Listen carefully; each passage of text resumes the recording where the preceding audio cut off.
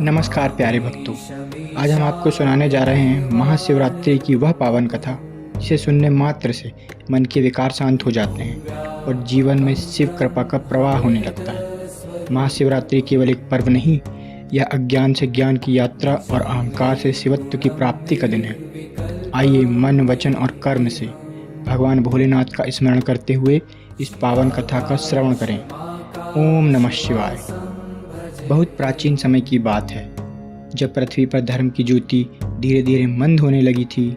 राजाओं के राज्य थे, ऋषियों के आश्रम थे, परंतु मानव के हृदय में अहंकार घर करने लगा था। उसी काल में एक प्रतापी राजा हुए, राजा चित्रभानु। वे धर्मपरायण थे, प्रजावात्सल्य थे और भगवान शिव के अनन्य भक्त थे।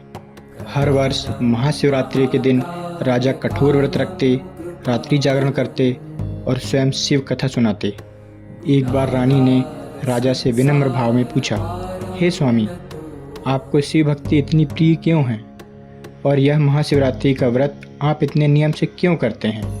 राजा कुछ क्षण मौन रहे, फिर बोले, रानी, यह भक्ति मेरे इस जन्म की नहीं, यह कथा मेरे पूर्व जन्म की है।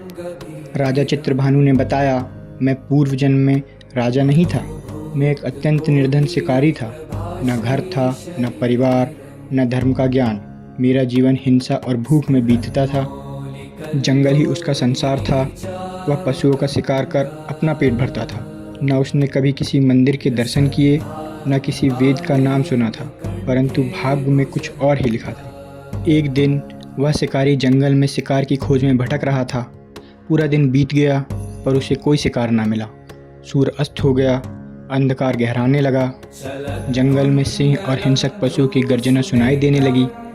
डर के कारण वह एक बेल के पेड़ पर चढ़ गया। नीचे देखा तो एक शांत स्थान पर एक शिवलिंग स्थापित था। शिकारी को इसका कोई ज्ञान नहीं था।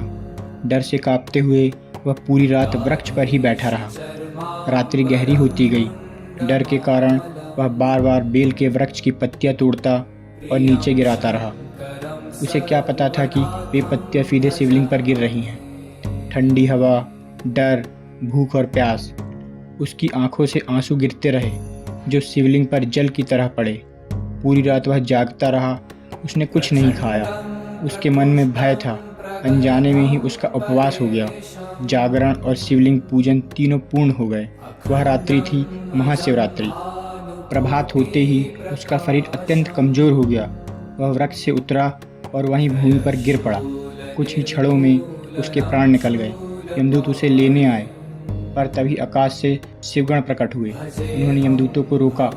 यमदूत बोले, यह पापी है, शिकारी है, हिंसक है। शिवगण बोले, पर इसने महाशिवरात्रि का व्रत किया है। यमदूत स्तब्ध रह गए। तभी भगवान शिव प्रकट हुए। उनका स्वर गंभीर और करुणामय था। हे यमदूतों, यह सत्य है कि इसने पाप किए हैं, परंतु महाशिवरात्रि की एक रात्रि उसके सभी पापों पर भारी पड़ गई। शिव बोले, जो व्यक्ति इस पावन रात्रि को मेरा स्मरण करता है, चाहे अनजाने में ही क्यों न हो, वह मोक्ष का अधिकारी बनता है। शिकारी को यमलोक नहीं, शिवलोक की प्राप्ति हुई। शिव कृपा से उसे पुनर्जन्म मिला। इस जन्म में वह बना राजा चित्रभानु। पूर्व जन्म की स्मृति उसे प्राप्त थी। इसी कारण वह जीवन भर महाशिवरात्रि का व्रत नियम से करता रहा। राजा ने रानी से कहा, देखो, शिव भक्ति में ज्ञान नहीं, भाव देखा जाता है। महाशिवरात्रि पापियों को तारने वाली रात्रि है, इसलिए जो भी श्रद्धा से इस व्रत को करता है उसका जीवन धन्य हो जाता है। हे भोलेनाथ, जैसे आपने एक अज्ञानी शिकारी को तारा, वैसे ही हम सबका भी उद्धार करें।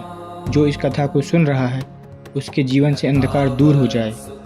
ओम नमः शिवाय। हर हर महादेव। प्यारे भक्तों, आपसे अनुरोध है कि ऐसी ही भक्तिमय वीडियो देखने के लिए चैनल को सब्सक्राइब जरूर करें। हर हर महादेव।